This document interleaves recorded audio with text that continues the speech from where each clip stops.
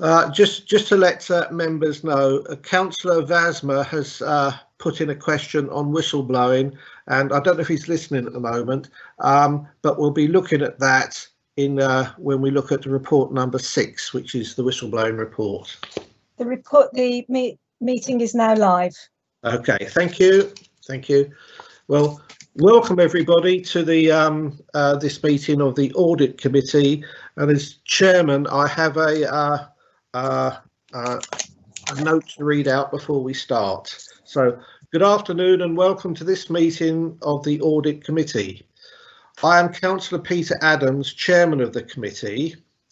I'm obliged to inform you that this meeting is being live streamed and recorded. Members of the public will be able to hear the audio of the meeting and view the papers shown on the screen. This meeting is being held using remote technology, and should any committee member experience technical difficulties during the meeting, they should immediately contact the designated IT officer on the number they have already been supplied with. Everyone is requested to mute their microphones unless asked to speak. Please only use the chat function to indicate the desire to speak, and do not use it for anything else, so it is clear who is speaking, who is asking to speak, and the debate has to be heard by those who are listening on the auto feed. As chair, I will interpret the council's existing standing orders in light of the requirements of remote participation, with advice from the monitoring officer prior to making a ruling. At the start of the meeting, I'll ask members of the committee to confirm their presence and any disclosable pecuniary interest they have in any items on the agenda. I will ask everyone that speaks during the meeting, including members of the committee and officers, to introduce themselves each time before they speak. This is so that those listening know who is speaking. I'm now going to do the roll call and ask for disclosable pecuniary interests. Members are reminded to disclose any pecuniary interest in the matters discussed which is not included in the register of interest, and leave the meeting prior to the matter being discussed. So now, Councillor Brian Williams, are you present? Present, no interest to disclose. Thank you. Councillor Michael Wood. Councillor Michael Wood, present and no interest to declare. Councillor Chris Mellings.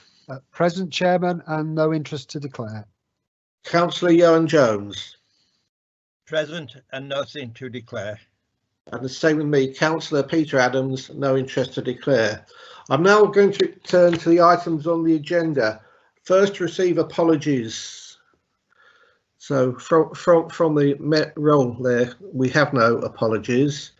No, we've dealt with pecuniary interest. So we go to item 3 on the agenda, minutes of the previous meeting. Do I have any queries on that? Happy to propose them, Chairman. Chris Mellings, member of the committee. Proposed by Councillor Mellings. Do I have a seconder? You do indeed, Councillor Michael Wood, seconding the written report. Righto. So I take it that they are now, we'll take that at them as being passed. We'll go on to public question time, item 4, and there are no public questions under this section.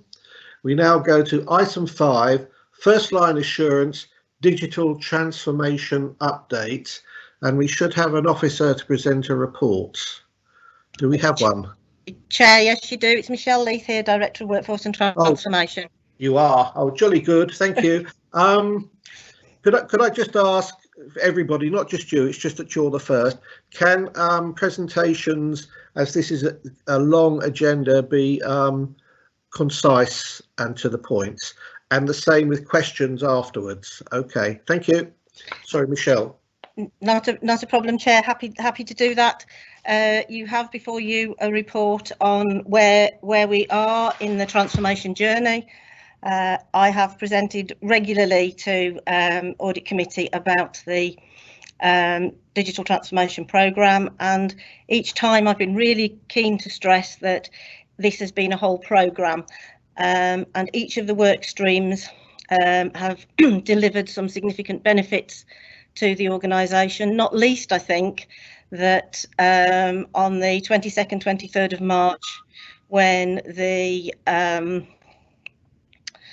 Prime Minister said you need to stay at home, you need to work from home, Shropshire Council was able to, and that is definitely to do with the investment in the infrastructure, the investment in updated services, the Nutanix, which is what drives our connectivity, and our rollout of Office 365. Without that, we would not have been able to work and literally keep the lights on throughout this really difficult period.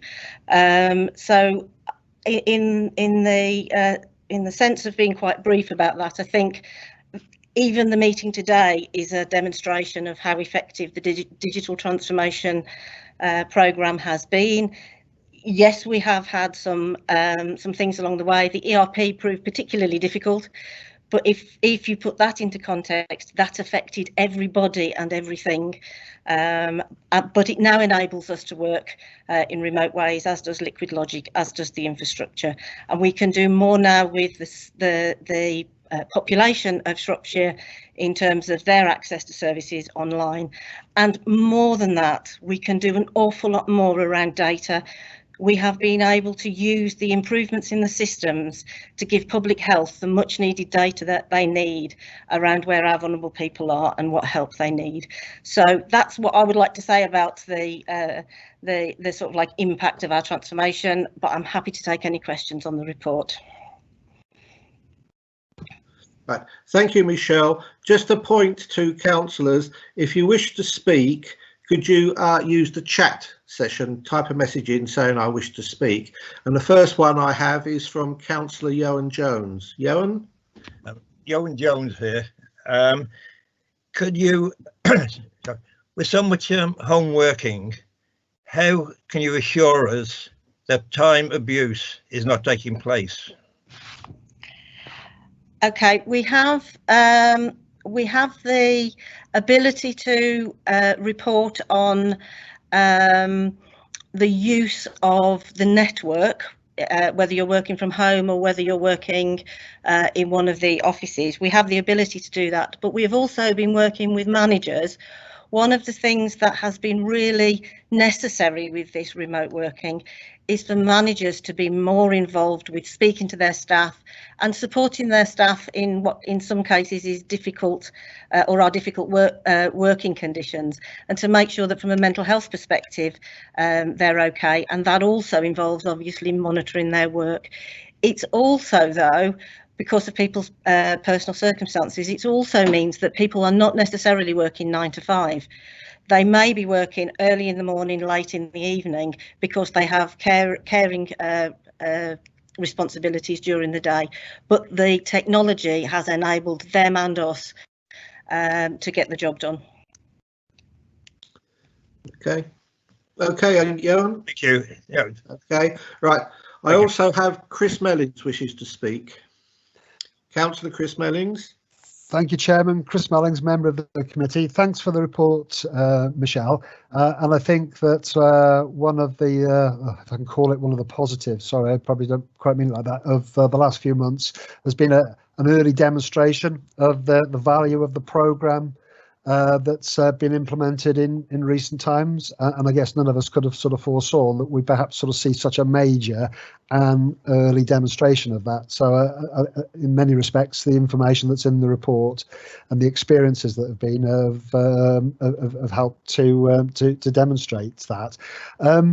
Conscious of the chairman's remark, I'll just concentrate on paragraph 4.7, which refers to the staff survey. And I don't know how many responses there were, because obviously sometimes percentages don't always give you the sort of the full picture.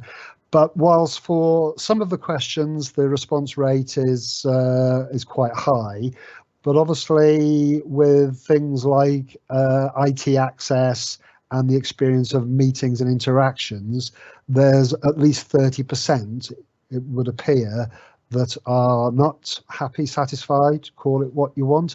And I just wonder, have we taken the opportunity to drill down below that headline information to understand what those issues are and what we can do better? And then just very quickly as well, what's not within the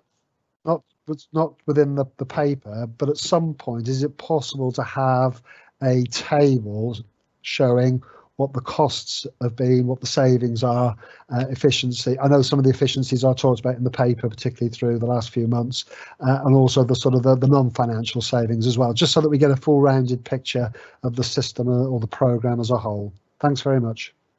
Okay, certainly, Chris. There were 1,678 returns from around about 2,700 people.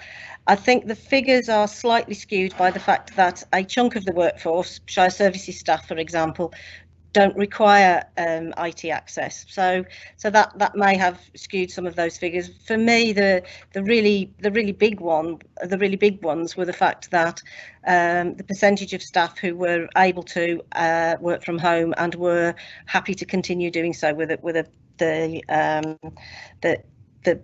bigger sort of aspects for me. In relation to things that we could do better, actually through the business continuity group, what we have done is surveyed those staff that said they couldn't work from home to try to work out why and whether or not we could support them. So those percentages are going down as well. In relation to a rounded picture, absolutely yes, we can provide that financial breakdown.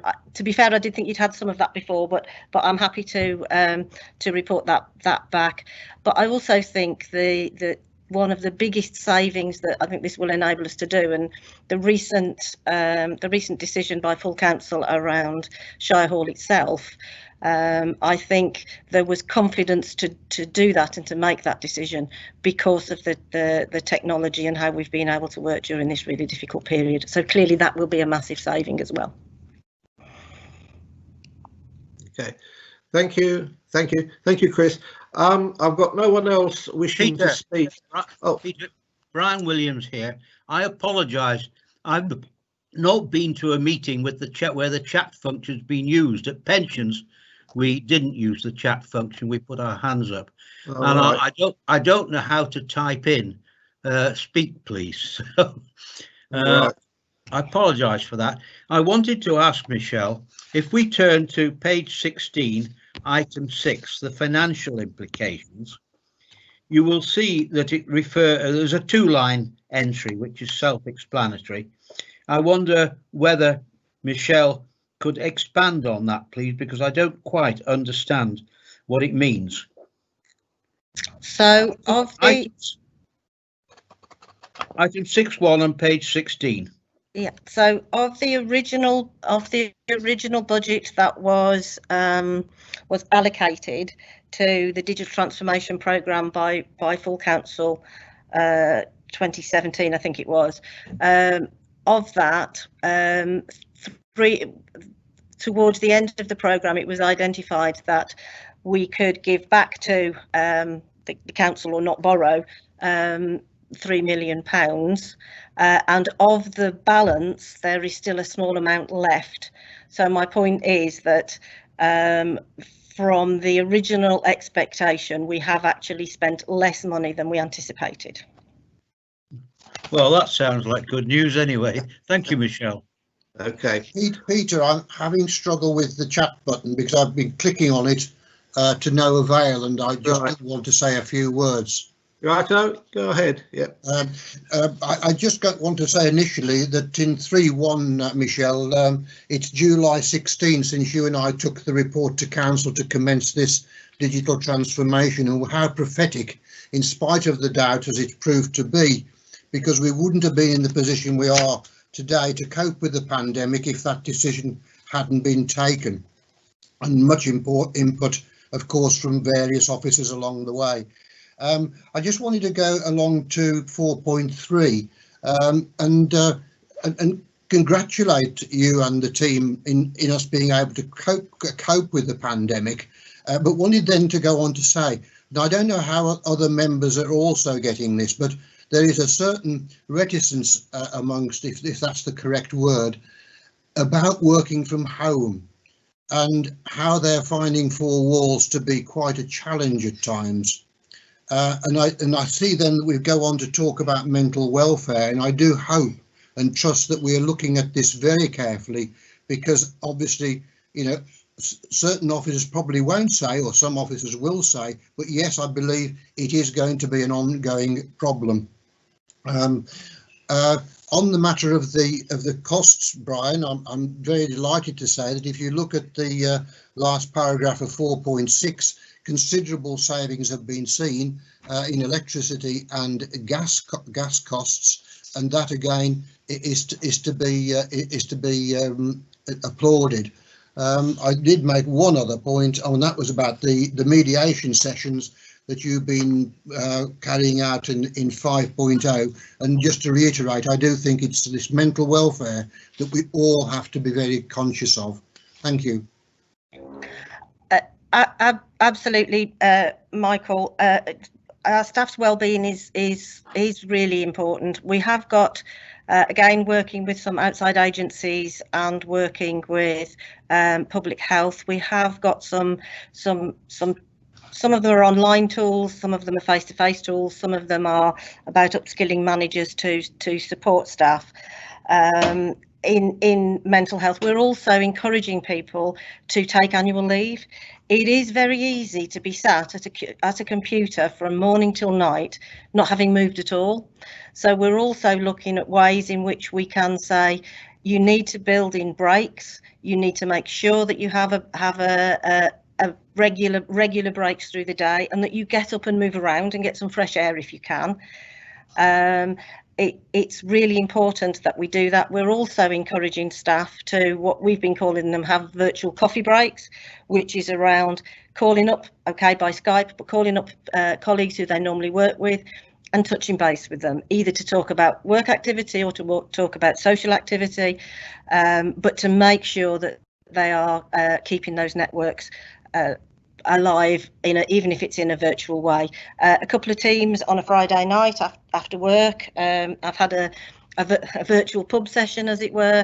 They would normally have perhaps gone to a pub or gone out socially. They weren't able to do that, so after work on a Friday they've got together, had a Teams meeting or a Zoom meeting, and had a social event that way. So there are lots of ways in which we're trying to help, but it is very important that we do keep that message out there that you need to look after yourself.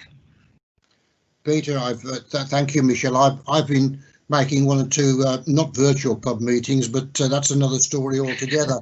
But on that matter of virtual breaks, yeah. I've been involved in a number of meetings where they've gone on literally for hours, and one police meeting went on from 9 in the morning till 2:30. And I think we have to be mindful of councillors being stuck behind a screen for lengthy periods, and so the message is for both staff and for members. Thank you, Peter.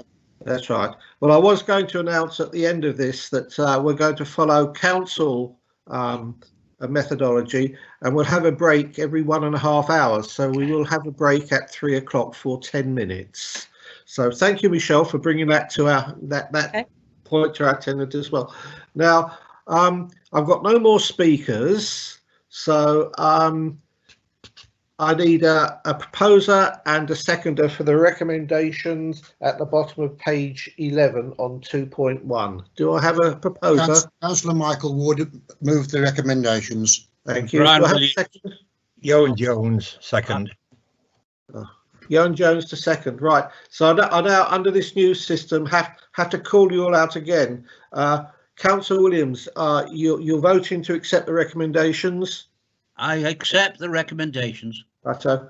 Councillor Michael Wood. For the recommendation. Councillor Chris Mellins. For. And Councillor Joan Jones. For. Okay, so that's carried, and we'll now go on to item 6.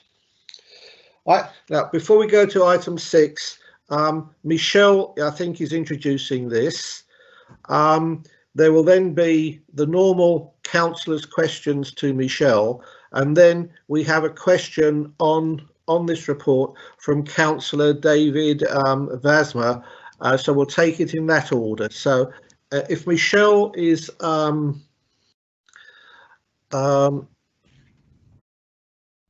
ready to proceed with that. Yes, certainly, Chair. Again, in the interest of being quite brief, the report sets out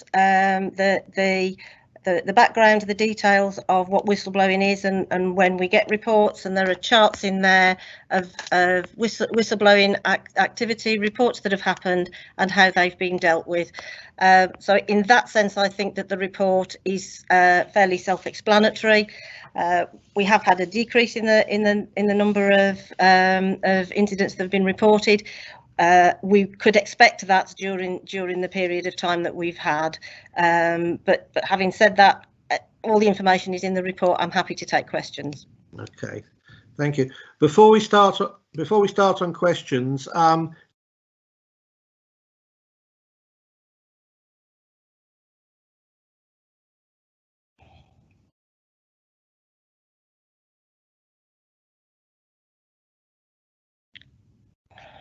Peter, I'm not hearing you. Brian Williams. I think the chair is on mute. Oh, Brian. sorry, I was on mute. I do apologise. To Tim Ward, I've got item 6, request to speak. Who from? Is Tim there? Sorry, Chair. I just put that title in so that you know where the request to speak are coming from. Okay, thank you very much, Tim. Right, so Michelle has presented the report. Have any of the members of the committee any questions to ask?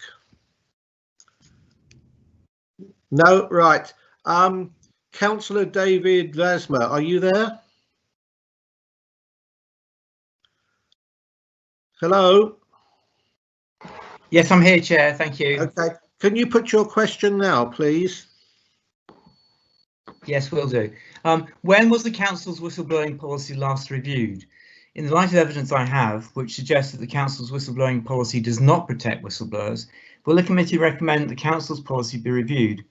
At the moment, there is a danger that people who have concerns do not come forward, which will be to the detriment of the council's audit function and call into question its good governance. Okay, thank you. Do I have a reply for that, Kerry? Yes, Chair. Thank you for the question. The speaking up about wrongdoing or whistleblowing policies for both staff and the public were reviewed in December 2019 and reflect best practice. I believe that what Councillor Vasma is concerned about is the application of the policy, and he's right to raise this with committee if he is. Whilst I can't enter a discussion about the details behind the questions, of which I believe I'm fully briefed following several meetings with the councillor, the previous CEO and the monitoring officer, I can respond to the principles raised. All whistleblowers are taken very seriously and considered in full, and this report demonstrates that to Audit Committee. I strongly believe that the whistleblowing policy does protect the whistleblower, and I have no evidence that supports the potential dangers highlighted by the councillor in that people won't come forward, so I would suggest that the policy does not need reviewing. That said, committee members may want a discussion with the councillor and myself in the right setting to explore the detailed concerns held by the councillor and to establish directly for themselves if there is an issue with the application of the whistleblowing policy, and members can always then request a report to come back to this committee on the basis of transparency. Thank you, Chair. Thank you. Michelle, would you like to make a comment? I would simply like to reiterate that whistleblowing is taken very seriously. It is a really for us, it is really important that where people see wrongdoing, they feel confident in being able to report it, and that it will be appropriately investigated, and that their anonymity will be preserved in many cases. So I would like to reiterate Kerry's points and to say we would welcome the scrutiny of it still further if committee wish to do so, because whistleblowing represents a way in which we can identify wrongdoing should it be happening. Thank you. Thank you. Right, committee members, you've heard the question and you've heard Kerry's and Michelle's answer. Do you have any points to make on it? Brian Williams here. Yes. I haven't heard anything which would make me believe that it's necessary to revise our policy that we only looked at in December 2019, 8 months ago. Any councillor can be dissatisfied, as plainly Councillor Vasner is, with the outcome of a whistleblowing request. But if it's been fully investigated, we have to accept that. So I'm not in favour of any further review at this time of the whistleblowing policy. Okay, thank you. Councillor Melling, I think I've got you down. Yes, thanks, Chairman. Following Kerry's response to the question, I think the question does raise some issues, and I think the suggested way forward, with obviously without making a judgment, because obviously members of the Audit Committee aren't aware of the detail, I think the suggested course of action for us to hold on an informal basis, I'm presuming, to discuss the issue, and then on the basis of that, I think that would indicate whether there is a need to consider the policy further. But I personally don't think we're able to reach that judgment today. So I think the suggested course of action by Kerry is a helpful one to take this forward. Okay. So I would support that. Okay, so just a quick one on an informal discussion, Kerry. Who would you have the informal discussion with? Kerry Pulaski, Chair. I'm happy to have that informal discussion with a selection from the Audit Committee or the full Audit Committee, and with the Councillor Vasmer present as well, to go through the concerns. Okay, thank you. Chairman, not being aware, Councillor Michael Wood, not being aware of the circumstances to which Councillor Vasmer is referring, I'm presuming that he feels, as an elected member, that there is an issue to be addressed. I'm not sure it warrants the meeting of a full Audit Committee in order to do that informal discussion. And so I think that as this is a specific case, perhaps Kerry, yourself and Councillor Vasmer could take this one stage further, and then if you were the door going to slam, and it has done, in the wind, if you're content to come back to us if you thought that there was something to some reasoning to amend the whistleblowing practices, then yes, we could have a full meeting or bring it to the next meeting of the Audit Committee in full, if that meets your approval.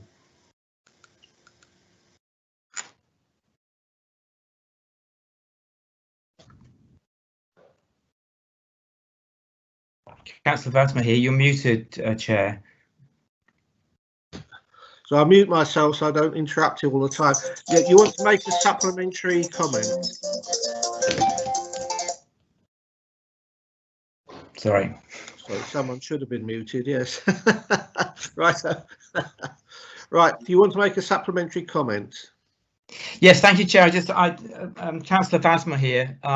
Yeah, I very much support the proposal that the Officer Kerry came up with, and hopefully we can have some meeting where I can discuss some of the details of my concerns, and then perhaps, as has been suggested, then it could be brought back to committee, because there are some very serious concerns I have, and I would like those to be given greater consideration. Thank you. Anyone else has a comment? No. Right. Can I suggest this then? Firstly, that we accept the recommendation. We accept the recommendation on page 19, but we also ask Kerry to organise an informal meeting with the various people to discuss the individual points. Would that suffice? Well, I'm quite happy to leave it as Michael Wood suggested. Yeah. To you, Brian Williams here. I'm quite happy to leave it as Michael Wood suggested, to you and Kerry and Councillor Vasner, Okay. and leave it to your judgment as to how you then want to proceed from there. Okay, so we'll go with that. Okay, but we'll accept the formal recommendation, and then just Kerry can me and Councillor Vasmer can get on with an informal discussion outside this meeting. Okay, so there is a recommendation on page 19. Consider and approve the contents of the report. Do I have a proposer for that? Owen Jones. Johan, and a seconder? Councillor Michael Ward seconding. Okay, again, I have to go through it all again with you. Brian, do you support that recommendation? I do. Okay, Michael Woods? I seconded it, Chairman. Yes, I know. I still have to go through it. Councillor Chris Mellins? For. And Councillor Johan Jones? For. Okay, thank you. That one is has gone through with the caveat that we'll have an informal discussion in the fullness of time. Right, we go to item 7, third line assurance, internal audit annual reports. And is this being presented by Kerry? Yes, please, Chair. So Yeah. Kerry Plasky, Head of Audit. Right. This report provides members the details of the work undertaken by audit for the year ended 31st of March 2020. I'm not going to go through the full details, but can confirm that the revised plan has been delivered in compliance with the SIRES and to the satisfaction of customers. Good and reasonable assurances were made in the year, accounting for 64% of the opinions delivered, and it represents a 3% decrease in the high levels of assurance compared to previous years, offset by a 3% increase in limited and unsatisfactory opinions. Full details of the work appear in your appendices and tables throughout the report. At the end of the year, I come to an opinion on the governance, risk and control environment of the Council and can confirm that this is limited. Table 11 in your appendices provides the different opinions that I can select from. In reaching my opinion, I've considered the work completed alongside my knowledge of the wider known environment at the Council. I can confirm that I have been free from interference, but towards the end of the year, the onset of COVID and the mobilisation of business continuity plans naturally impacted on the work, and audit responded well to that, readjusting its approach, evaluation and prioritisation of risks. In practice, this saw agreement between key system service managers of a reduced scope audit, reduced testing, and in some cases an arrangement to complete audit work without the full management responses, to allow the services to deal with the pandemic with a commitment that the known issues in the control environment will be revisited by managers in the near future as things settle. Members are also aware of the new IT platforms that we've just discussed in the earlier report, and it's natural to see the embedding of these impact on the control environment in the short term. So my opinion at this stage is limited. In addition to planned work, auditors have continued to add value to the Council, advising in system controls ahead of new setups, providing advice on financial governance and counter-fraud measures, and specific examples of which appear in your report in paragraph 6.23. At this point, I'm going to take a pause, and I'm happy to take any members' questions. Thank you, Chair. Okay. Right.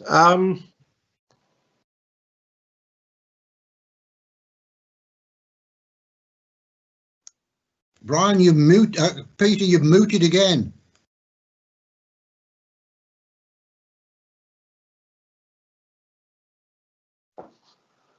Peter, you muted.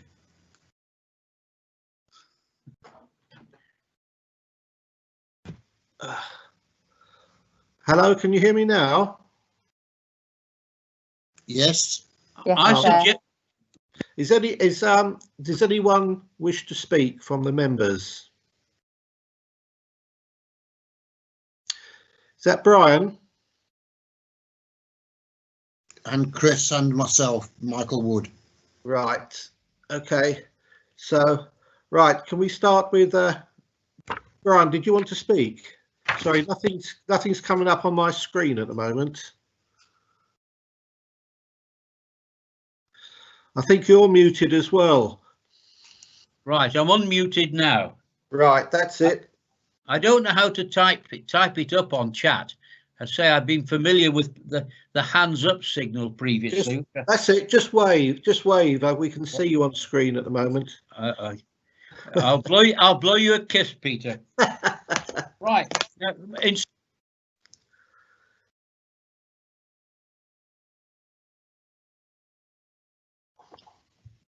You've muted yourself again, Brian.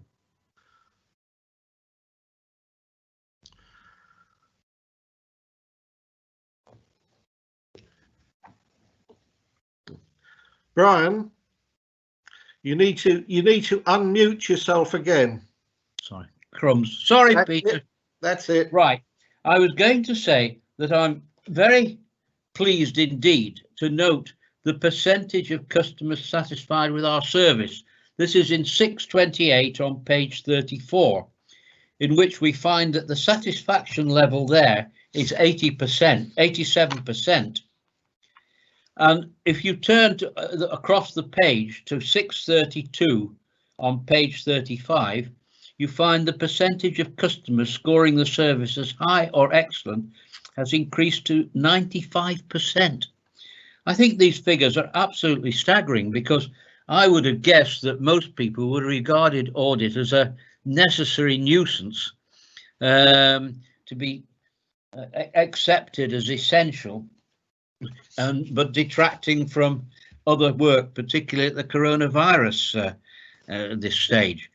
And so I'm very pleased indeed, and I think Kerry and her team are to be congratulated on that level of customers satisfied at 87%, and those who even more who think the service is high or excellent at 95%. And we shouldn't lose sight of the fact that we apparently have a very, very, as we know, a very good audit service indeed. Okay, thank you. I would congratulate the head of audit there, but I know that she gets embarrassed, you see, if we do that. So, Chris Mellings, you wish to speak. Yes, thanks, Chairman. Hope everybody can hear me. Chris Mellings, member of the committee. Yeah, I endorse what has been said in terms of the work of the team, which is much appreciated. However, I think we have to recognise that there's a very strong message from this report, and that's the fact that Kerry is only able to give us and the council limited assurance as to the overall performance of the council during the year. And I think for me, the most significant item is table 3 on page 17, which is as regards the fundamental systems that support the work of the council. And there are 9 systems that are listed. Of that 9, 6 are either limited or unsatisfactory, leaving just 3 that are good or reasonable. And if you look on page 38, the direction of travel overall seems to be going downwards. Now, I know certainly in recent months, as we've already acknowledged today, issues relating to COVID-19 and what impact that has on the council. But even setting that aside, I think there are some concerns that are listed in the audits that have been carried out.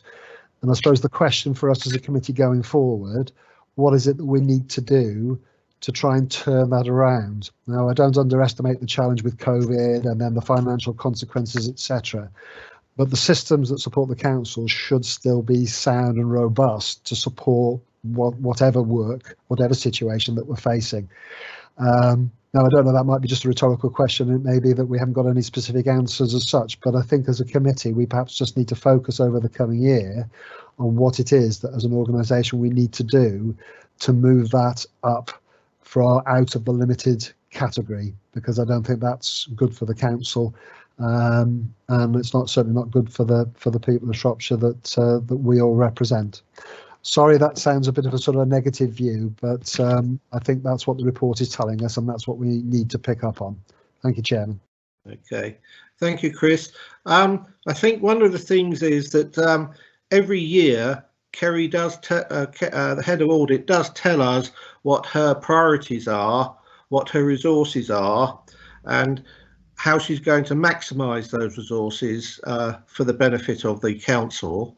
And I'm sure that she will continue to do so. Would that be right, Kerry? Yes, Chair.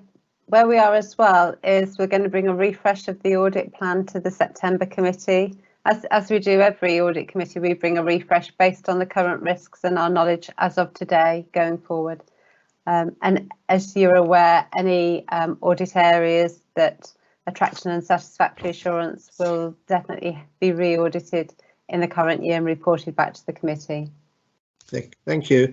Just to put one thing on, the fact there's a limited assurance given this year is indicative of partly the success of the audit committee, because it is finding what it's meant to find, place areas of the council that are underperforming, and makes recommendations to them so that they can improve themselves, and they also give help and support to those departments.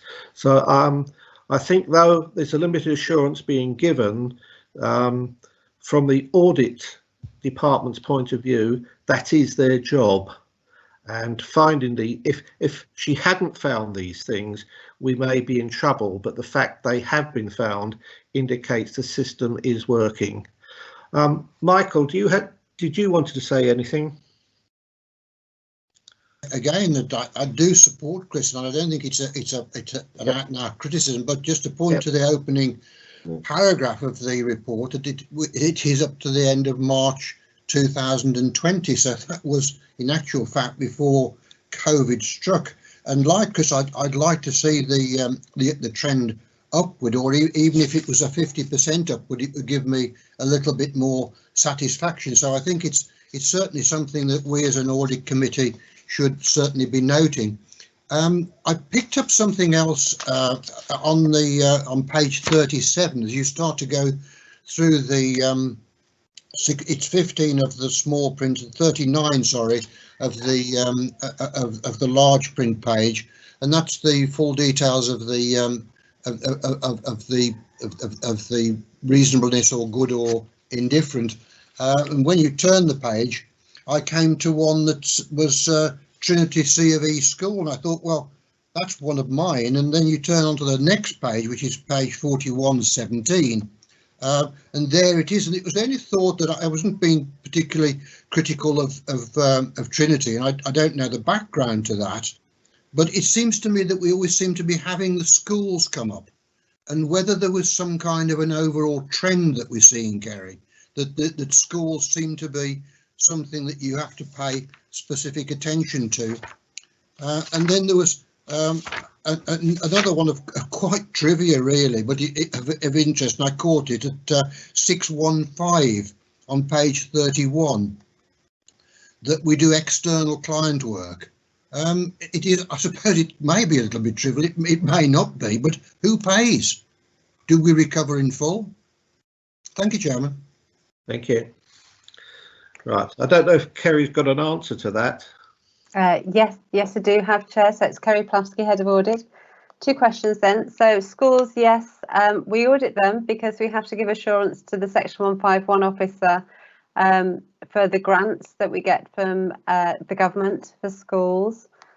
And so where we find there may be trends across a number of schools, we do talk to the relevant director and we help support the schools through the mechanisms that are set up in the local authority for this. Second question, in terms of external work, we do have a number of external clients, and yes, they pay for the service.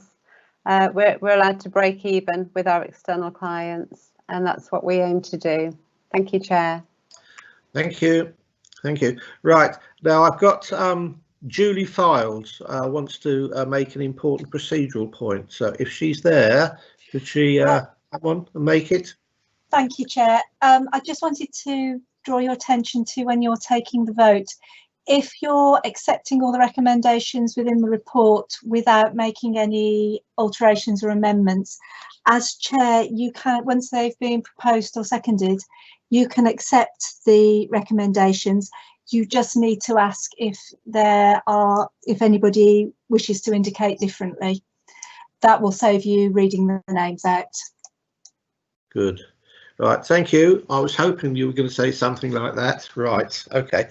Having said that, we now go to the acceptance of the recommendations of report number 7, which are to be found at the top of page 26, A, B and C.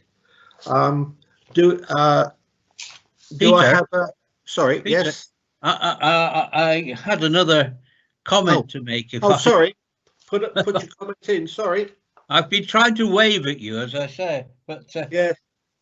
Right. I'd like members to turn to page 38 of the report.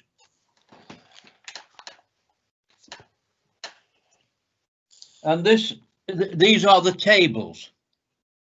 And I have a couple of points to make on this. One of the problems, I think, is that we compare the figures for one year with another without actually comparing the detail. So if we look at the unsatisfactory figures, there were 4 in the 2018-19 audit. We've gone up to 10. What would really worry me very much is if some of those 10 were the same 4. In other words, I would hope that what we're seeing as a result of our audit work this year will be reflected in the following year. And I would hope that if we look at 2018-19, the 4 unsatisfactory would at least have moved up to limited this year, and the 17 limited would have moved up to reasonable this year. Are we happy with the direction of travel of the individual audits which have previously come out as unsatisfactory or limited? That's one point. If Kerry would like to respond to that, I'll then perhaps have the opportunity of putting the other point. Thank you, Chair. Kerry Pulaski, Head of Audit. I can confirm that we follow this through, and if there are areas that are not improving in their direction of travel, that have an unsatisfactory assurance, we do tend to report these and highlight these back to the committee. The limited ones, we sometimes rely on the managers to improve that direction of travel. That depends on resources. We try and cover them, but we don't necessarily cover all limited ones in a given 12-month period. But when we go back to them, we do put a direction of travel on the individual audit reports, and we can always provide that data as well to members.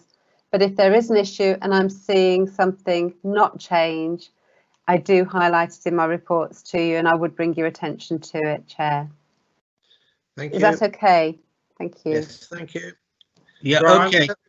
Thank you. Right, Chris Mellings. Sorry. Point I wish to make on this report. If you're on the same page, but the previous table, table 1, if we look at school children's services other, you will find that of our original plan of audit days for 139, the revised plan showed 66, which was only 48% of the original plan.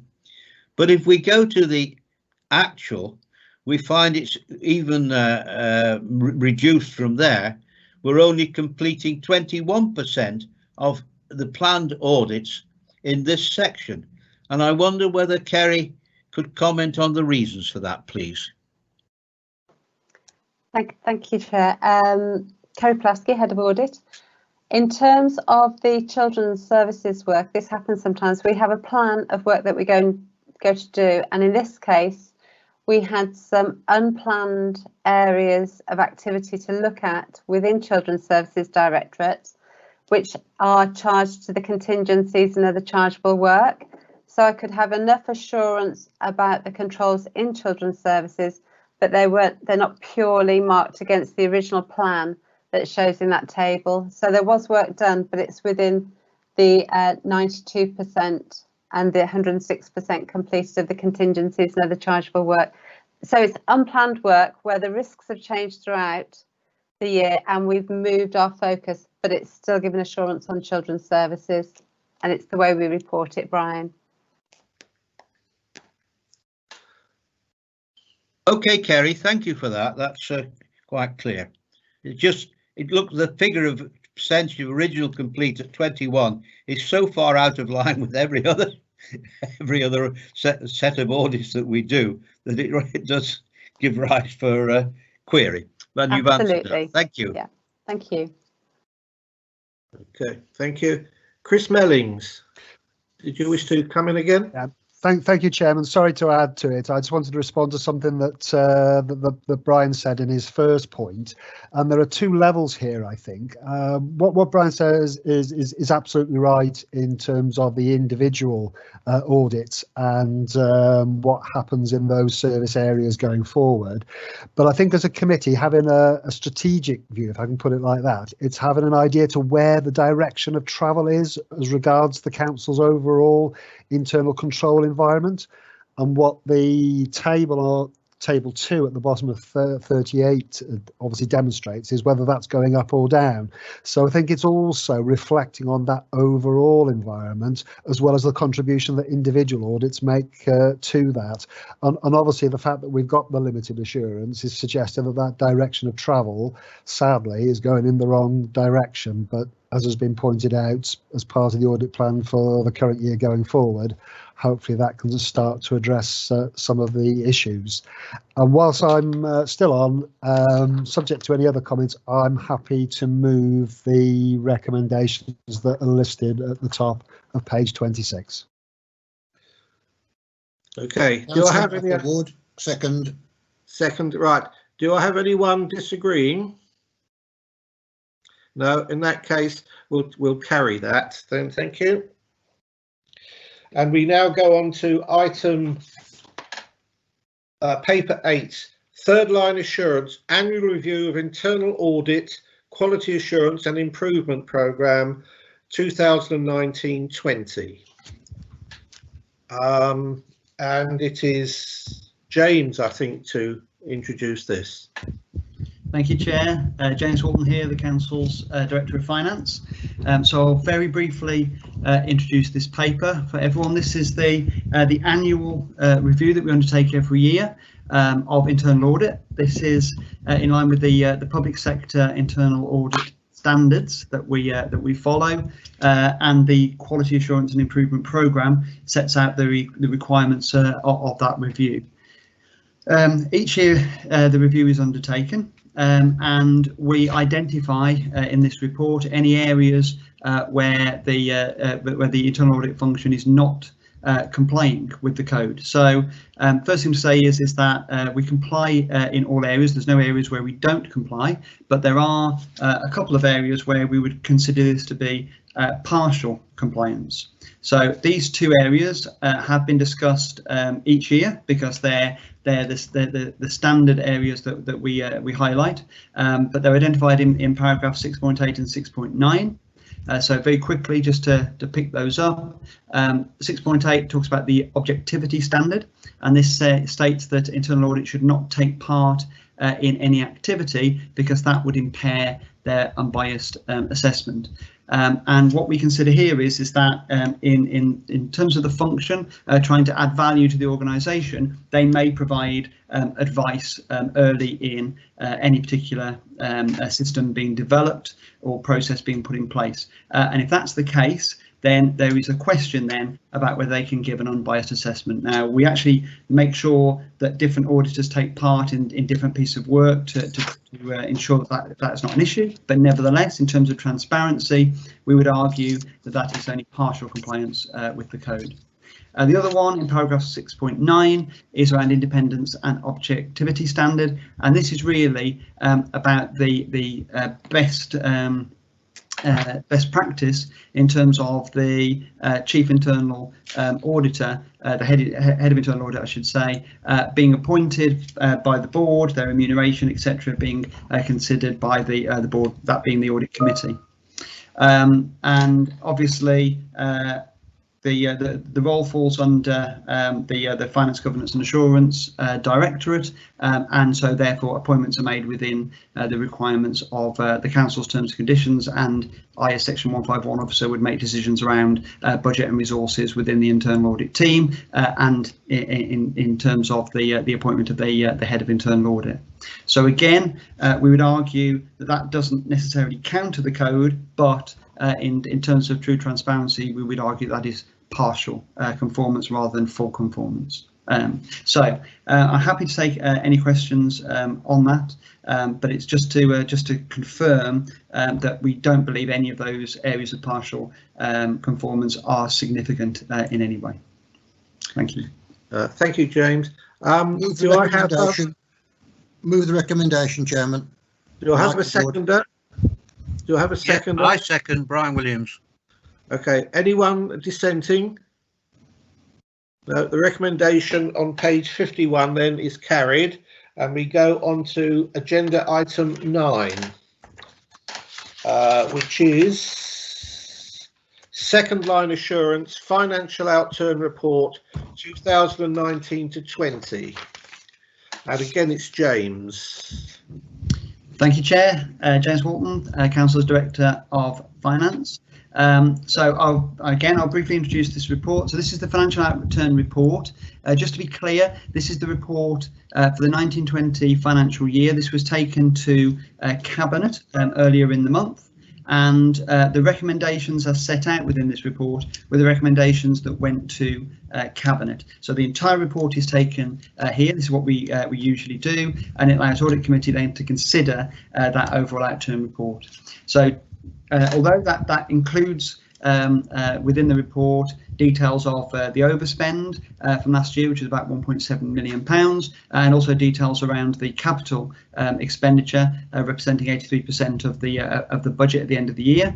The purpose of this paper coming to internal audit is not to scrutinise the unders or overspends, but more around compliance with the financial the financial management standards that were talked about to the committee just before the meeting began.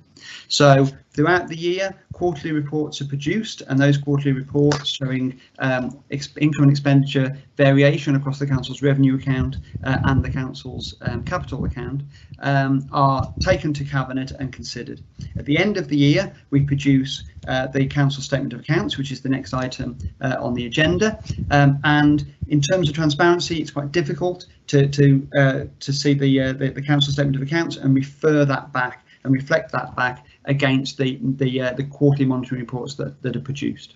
So in taking the financial outturn report through to Cabinet and also through to Audit Committee, it allows for that consideration at Audit Committee of the processes behind the creation of these reports, the information that's contained within it, the transparency and the consideration of the risks as the year progresses. So I won't go any further than that, other than to say, in terms of the recommendations in the report, those were the Cabinet recommendations. They're not for Audit Committee to consider. Audit Committee just need to consider whether they are content with the report and ask any questions they wish to around the processes that sit behind it. I'm happy to take any questions, Chair. Thank you, James. I've got Chris Mellins wishing to ask a question. Yeah, thanks, Chairman. Thanks, James, for the report. I'm glad that the commentary you gave was framed in the way that it was, because it did feel a little bit like the end of the Lord Mayor's show. And having been to Cabinet, having been to Council, and then I know we normally sort of see it before it goes to Council, but obviously this year, and it's a statement of fact that is the position for the end of the year. So the only question that I've got, and it seems to be one that is a year-to-year sort of issue, and obviously we have a series of savings that are set as part of the budget, and then throughout the year as it's tracked through, there's the table with the red, green and amber. And obviously, in terms of this year, in the red column, there were £6.5 million of undeliverables. Now, I know quite a chunk of a proportion of those have been met with the use of one-offs and have been taken out of the budget going forward.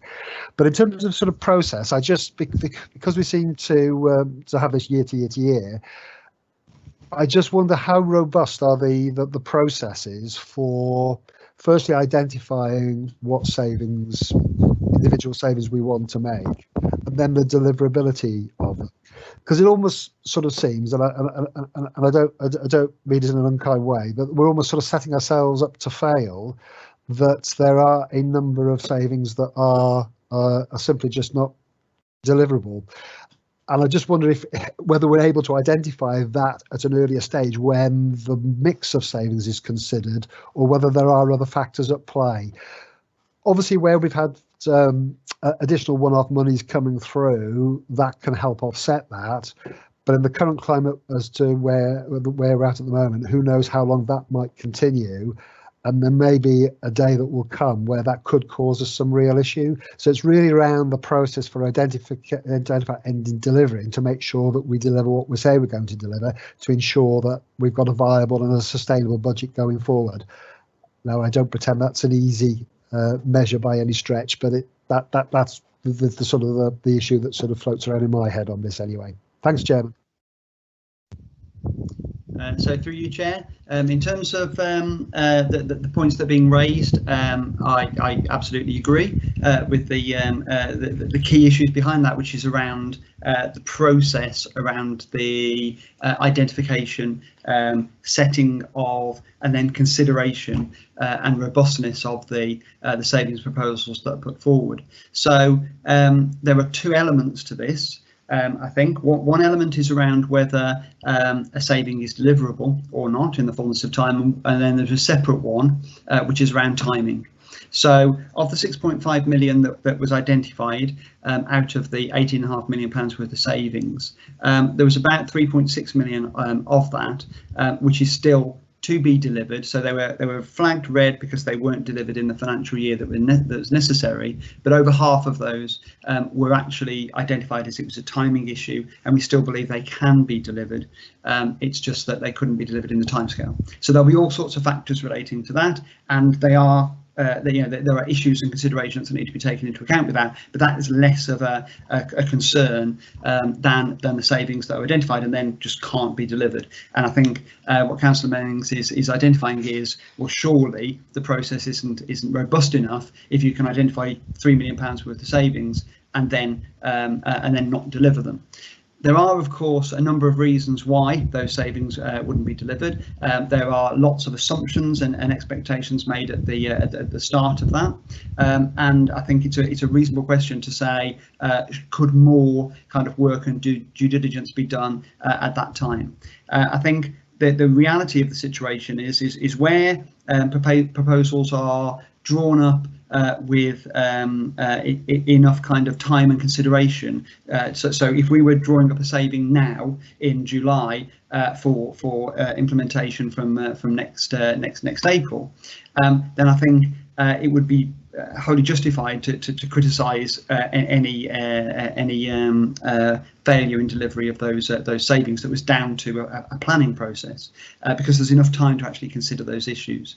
I think the problem that we have is often it's later in the year as issues start to be identified.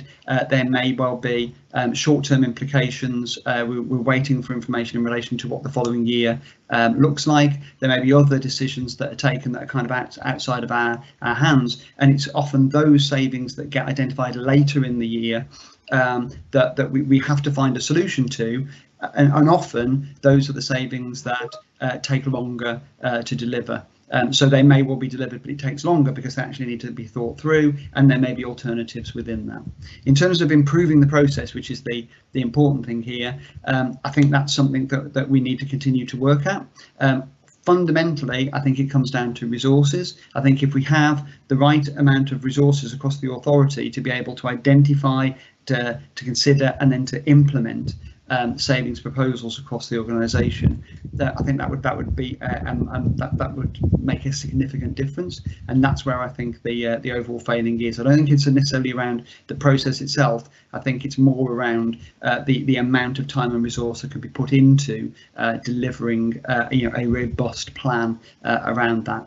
Nevertheless, that's something that we're looking at, and there is opportunities within things like investor save funds, whereby just using that investor save funding to identify resource to enable a more robust plan to deliver perhaps a bigger saving in the long run is something that we're looking at. Thank you. Thank you.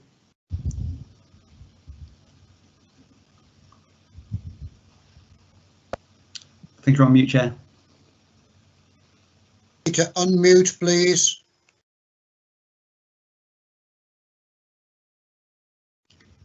Peter, you're muted. Just come off mute at the 4th attempt. Sorry about that. So Councillor Owen Jones wishes to speak. Councillor Owen Jones.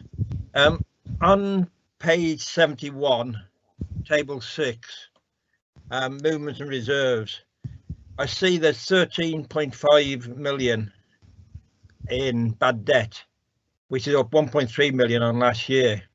What is being done to recover this bad debt? Thank you.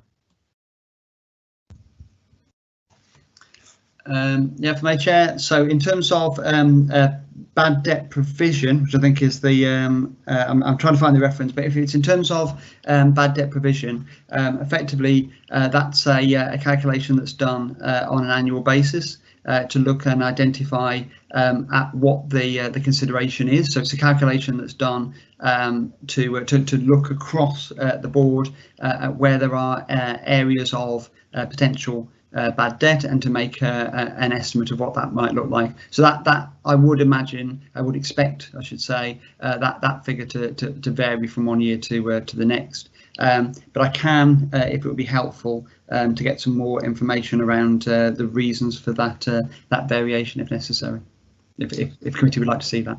Yes. I think the fact that Councillor Jones has raised the question means he would like to see more information on that. So if you can feed that back to us via Kerry, I'd be grateful. Okay. Yep, Chair. Okay. Right. Does anyone else wish to speak?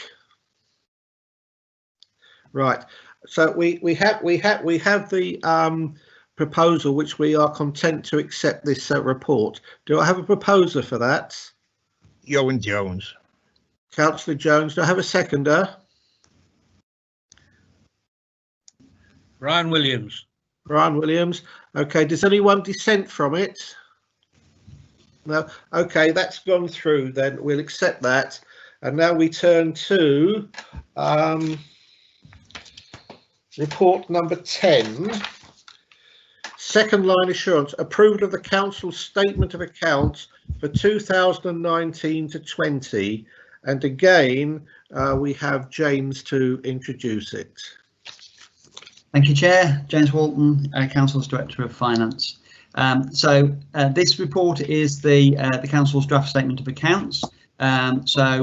This is a standard report that's produced every year, but this year was a little different in terms of timescales on the back of COVID-19 pandemic and the implications that had.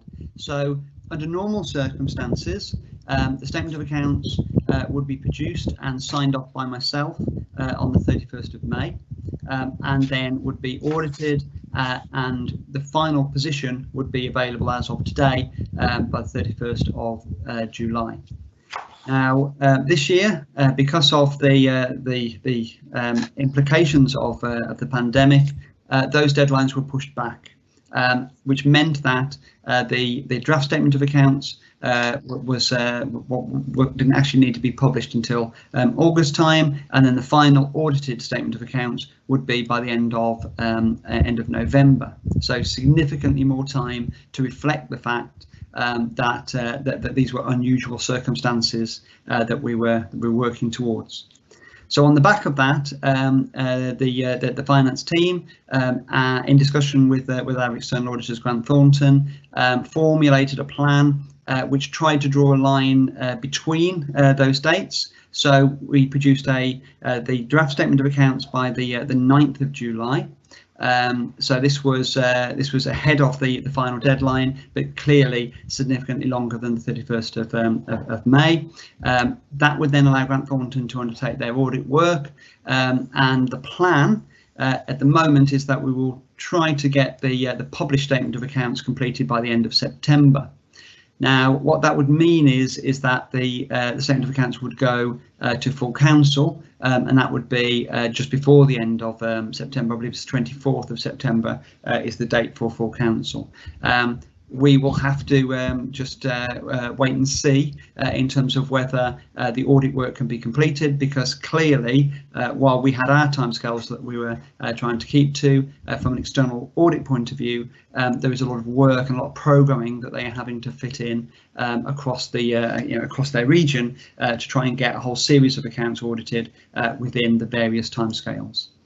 And on the back of that, we may need to consider whether that final audited statement of accounts can actually come to full council in September.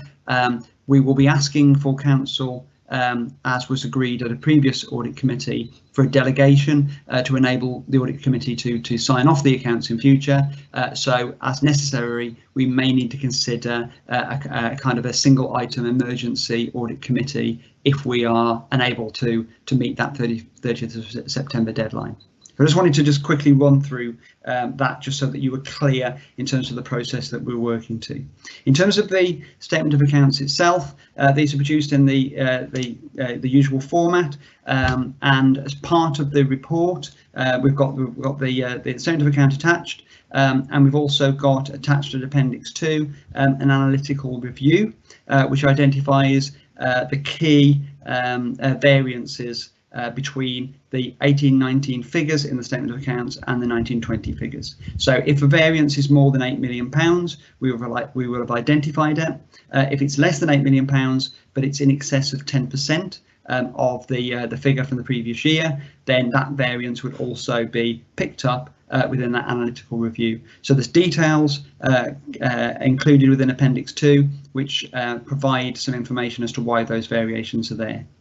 Now, in terms of the meeting today, we've also got Cheryl Sedgley, who's my deputy Section 151 officer, is also at the meeting, and also Nikki Higgins and Neil Stewart, and those three have been working incredibly hard into the night, over the weekends, you name it, to try and get these accounts produced within the timescales that we set, and within the more difficult situation we find ourselves in, whereby across the authority, the information that we would normally get, they're standing over people's desks to try and get things completed, can't be done. So instead, this is a case of Teams meetings, emails, and remote working to try and get all of this information pulled together. So despite the fact that the deadline was extended, that's still turned to be an enormous task. And I'm very grateful to the team for being able to produce the report that we have before us today. So I won't go into any of the detail. There's far too many pages and far too much detail for me to take you through the statement of accounts. What I will do is open it up to any questions that the committee have, and as usual, any difficult questions that come along, I will immediately defer to the previous officers that I mentioned, who will then be able to provide you with the answer that you require. Thank you, Chair. Okay. Sorry, who was that? So I thought someone called through there. Oh, sorry, I've got an echo. So I've got an echo at this end. Oh, it's gone now. Thank James. Yeah. In case I forget later, can I thank you and your staff for all the work in compiling this? It's obviously, as you said, a vast amount of work needs to be done in very trying circumstances. So can you make sure you pass, and I'm sure I speak for the committee as well. Right, committee members, have you any questions for James and his team on this report? Peter, Brian Williams here. Brian, righto. Can I say that you have the absolute support of your team in the remarks you made about you have the support of your committee in the remarks that you made about James and his team. We are very fortunate to have such dedicated officers.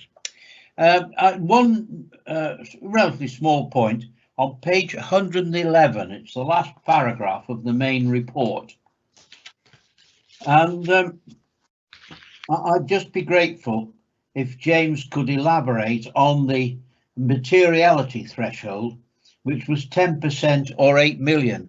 Are those alternatives? Is it whichever is the least? Could you clarify that for the committee, James, please? Yep. So through your chair, what we've done there is any variance that is in excess of 8 million will be shown. But if there are any variances that are less than 8 million, but which are more than 10% of a variance, so if a 10%, 11% variance was £3 million, that would be shown because it's more than 10%. But even if it was only 1%, if it's more than £8 million, that would be shown. So that's the level of materiality that we've picked up. Thank you. Okay, thank you. I haven't got anyone. Oh, yes, I have. Chris Mellings has just requested to speak. Councillor Mellings. Sorry, Chairman. Chris Mellings, member of the committee. Like my two colleagues, wish to place on record thanks to the team for the work in pulling together this document. It's always a difficult job, I know, but this year even more so. So it is appreciated. And I'm glad that some members of the team are here to hear those comments. In terms of the detail, recently the National Audit Office produced a very helpful sort of document setting out guidance for audit committees as to sort of some of the issues that they need to explore with things like financial reporting, vis-a-vis annual accounts, etc. One of the areas that they cover, which is probably pertinent to us to a degree, especially given the circumstances, is around valuations on assets. And I just wonder, what